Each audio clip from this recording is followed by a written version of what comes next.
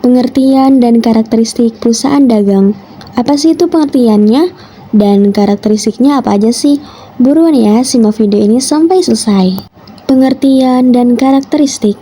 Perusahaan dagang adalah perusahaan yang bisnis utamanya membeli barang dari pemasok dan menjual lagi ke konsumen tanpa mengubah wujud barang tersebut. Karakteristik perusahaan dagang adalah barangnya konkret, memiliki persediaan barang dagang, dapat disimpan, dan dapat dipisahkan menjadi bagian-bagian kecil. Transaksi, khususnya penjualan dan pembelian, biasanya disertai dengan syarat pembayaran dan penyerahan barang dagang.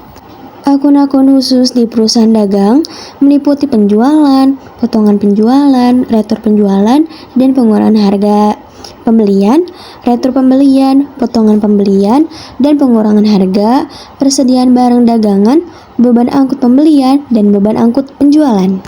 Analisis transaksi untuk transaksi khusus di perusahaan dagang menggunakan aturan debit dan kredit.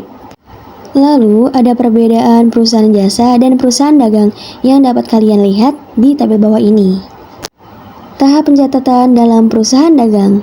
Dalam perusahaan dagang, pencatatan transaksi keuangan dilakukan melalui beberapa tahap utama, yaitu yang pertama, pencatatan transaksi. Mencatat setiap transaksi ke dalam bukti transaksi seperti faktur, nota, kwitansi, atau bukti kas keluar atau masuk. Yang kedua, jurnal umum atau jurnal khusus.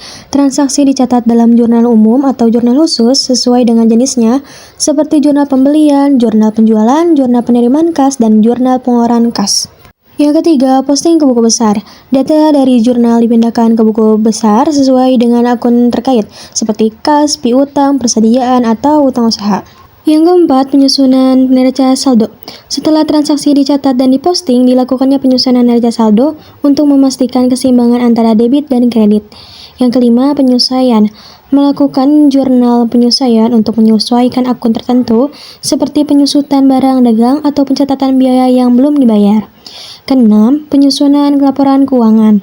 Menyusun laporan keuangan seperti laporan rugi, neraca, dan laporan perubahan modal berdasarkan data yang telah disesuaikan. Yang ketujuh, penutupan buku.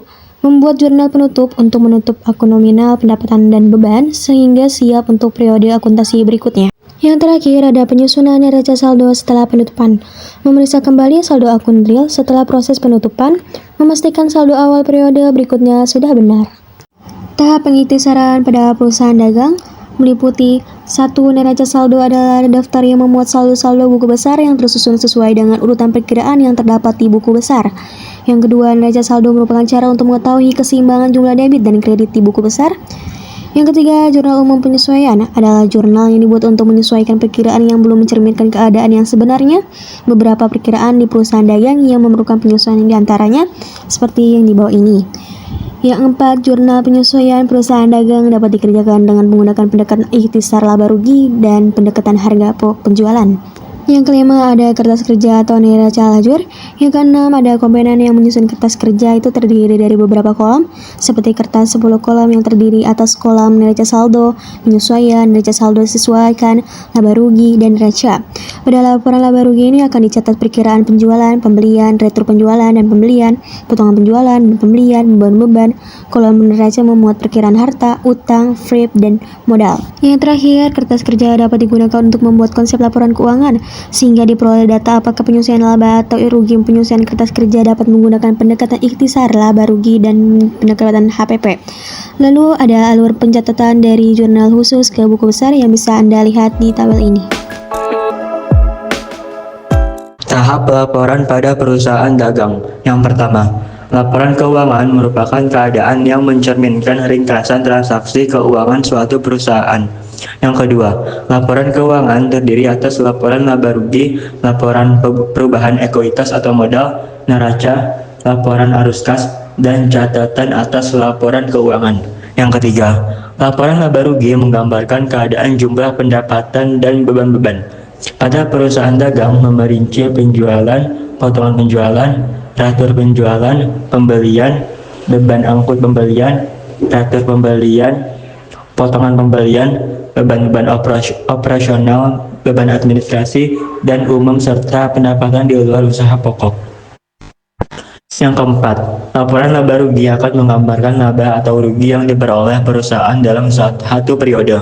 Yang kelima, laporan perubahan ekuitas atau modal menggambarkan perubahan modal selama satu periode. Laporan perubahan ekuitas atau modal memuat modal awal, laba atau rugi, dan PRIF. Yang keenam, neraca adalah daftar yang menggambarkan posisi keuangan pada saat tertentu. Neraca memuat akun harta, hutang, dan modal.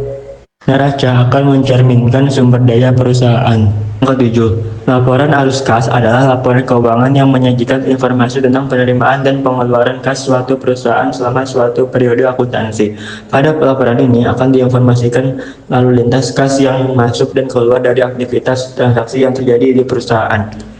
Berdasarkan dari data pengamatan, dalam siklus ekonomi perusahaan dagang dapat diartikan sebagai badan usaha yang membeli dan menjual barang tanpa mengubah bentuknya.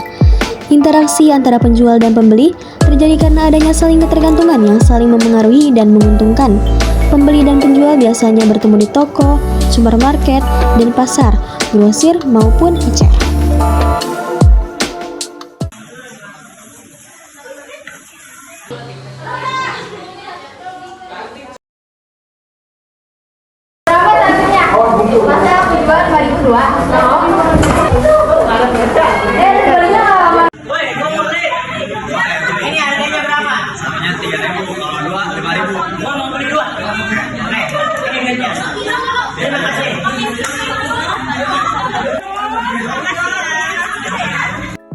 Kesimpulannya adalah perusahaan dagang merupakan salah satu jenis perusahaan yang penting dalam perekonomian.